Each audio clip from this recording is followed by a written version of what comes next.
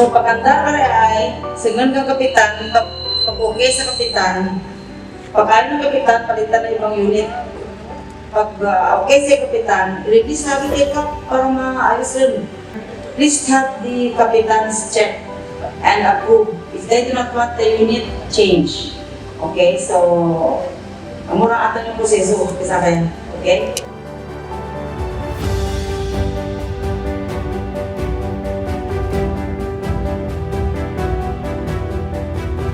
There's 3 pointers for our generator.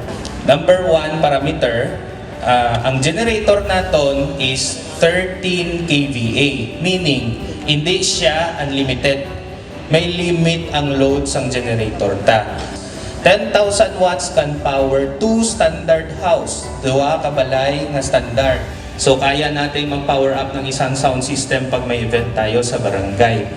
Also for evacuation purpose, kaya niya 50 families. Ano na ang 50 families? 2 ilaw per family, 1 electric fan per family, 50 fans and 100 bulbs sa isang temporary evacuation center. Number 2 parameter, ang generator is not a source of permanent power. It is designed, lahat ng generator is designed for temporary power only. Meaning, kahit sasakyan, hindi natin magamit ng 24 hours mag-overheat ang sasakyan. The same goes with our generator. It is designed for a temporary source of power when an emergency situation needs it. So ano ang generator natin? 4 to 5 hours operation, papahingain natin ng 30 minutes, then continue for another 4 to 5 hours. Pag walang pahinga ang generator, masisira din. Number 3, last parameter, maintenance. Napaka-importante ng maintenance. Our generator is powered by battery. So, ang battery, kailangan time to time may karga. Pag walang karga ang battery, kahit sa sasakyan, kahit sa traktor, na-discharge. Hindi natin ma-on ang generator pag walang battery.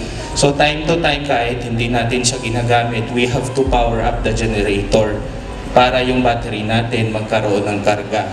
Change oil, napaka-importante din. The first change oil must be done 20 hours of use of the brand new genset.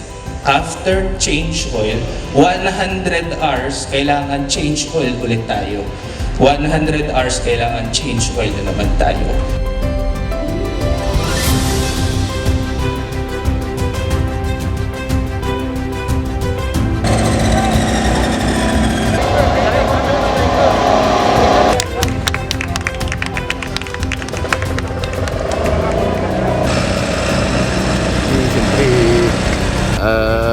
During rainy season, nasakit na kabay ang atin nga mga brownouts.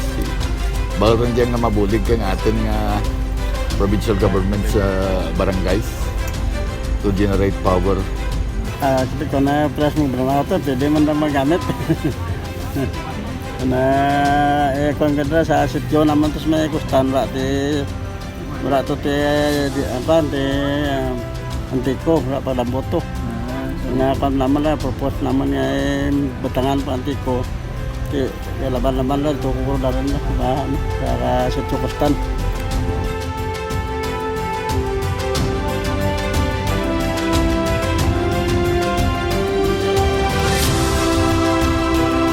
So, bahal din nga bagay para sa mga barangay nga in case nga mag-brown out or may mga emergencies, wala man nating nag-strictar, halimbawa may bagyo, just like before, wala nga daw halos 1 month sobra bago makabalik ang kuryente.